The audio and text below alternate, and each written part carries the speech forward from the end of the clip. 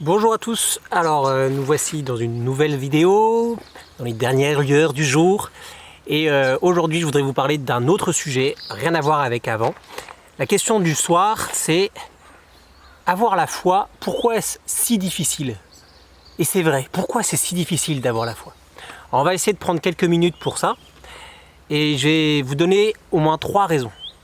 La première c'est la raison qui est pour tous. En fait, ça vient du fait même de ce qu'est la foi et de ce qu'est l'homme.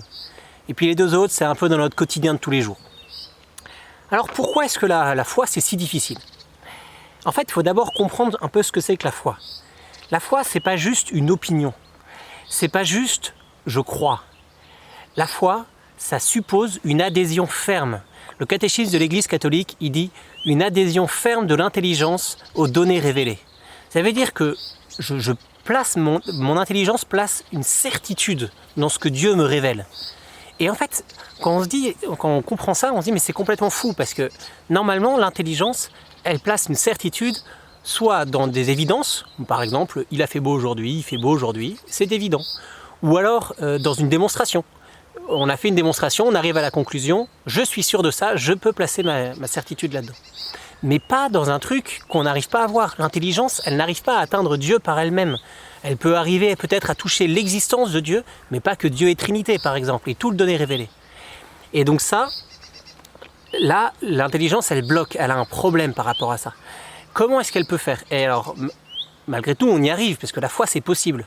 Et comment elle va faire? On va devoir passer par la volonté et par la grâce. En fait, d'abord par la grâce. Qu'est-ce qui va se passer? Qu'est-ce qui se passe dans la foi? C'est Dieu qui va susciter en nous, il nous envoie une grâce. Premièrement, avant toute chose de notre part, lui, il envoie sa grâce. Et il suscite dans notre volonté, non seulement le désir de le connaître, non seulement le désir de l'aimer, mais il va permettre à la volonté d'être rectifiée, d'être purifiée, et pour lui permettre de voir que Dieu est son vrai bien, et son bien le plus suprême, le plus absolu. Ça veut dire quoi? Ça veut dire qu'à partir de là, on va se mettre non seulement à faire confiance à Dieu, mais à le reconnaître comme le bien pour lequel on est fait.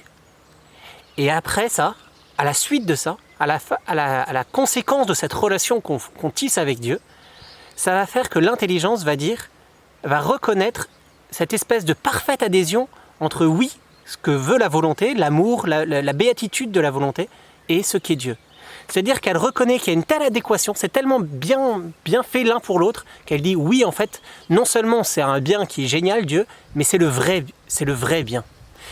Et donc, du coup, l'intelligence va pouvoir adhérer pleinement de tout son être. Pourquoi je vous dis ça? Parce que, du coup, il y a plusieurs conséquences dans notre foi. Ça veut dire que la foi, elle ne va pas commencer par nous. Elle ne commence pas par un raisonnement.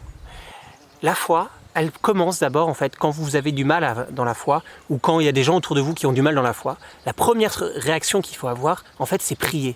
Seigneur, donne-moi la foi. Parce que, en fait, c'est d'abord sa grâce qui va compter. Et puis après, il va y avoir une deuxième conséquence, c'est que, avant de savoir, avant de comprendre, il va falloir vivre. Je vais tisser une relation avec Dieu avant de comprendre et de savoir pleinement qui il est, de savoir pleinement, d'être sûr de tout ce qu'il me dit. Je vais d'abord tisser cette relation. Et au fur et à mesure, en fait, cette relation va être tellement adhérée à tout mon être que je vais pouvoir dire « mais oui, évidemment, c'est vrai, l'évidence va se faire ». Et la troisième chose, quand même, parce qu'il y a un vrai travail à faire, c'est qu'il va falloir enlever tous les obstacles.